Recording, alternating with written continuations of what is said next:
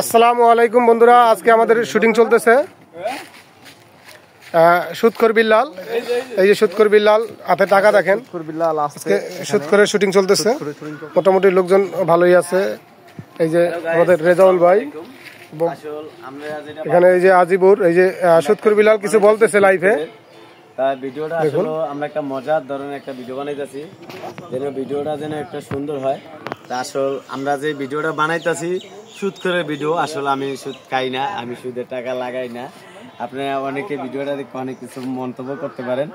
আমি এই টাকাগুলো দিয়ে আসলে মূলত আপনাদের মজা ধরনের লেগা একটি ভিডিও বানাইতেছি, সুদ করে ভিডিও। মানে আমাদের গ্রামে প্রায় অঞ্চলে এরকম কাজ হয়ে যাচ্ছে যে সুদখোর সুদে টাকা নিয়ে অনেক বিভিন্ন কাজ করতেছে। তাই আমরা আশা করি কেউ সুদে টাকা লাগাবেন না, আর সুদে টাকা নিবেন না, কেউ সুদের কোনো কারবার করবেন না। আসলে আপনারা ভিডিওর মাধ্যমে তুলে ধরতে পারেন যে ভাই আপনাদের সুদ খান। তাই আমি কিন্তু ভাই সুদ খাই না, আমি আপনাকে এটা বোঝানোর জন্য আমি ভিডিওটা বানাইতেছি।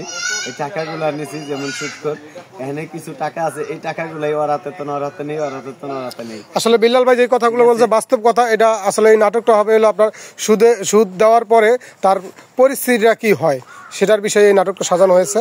আশা করি খুব ভালো লাগবে এবং দেখবেন।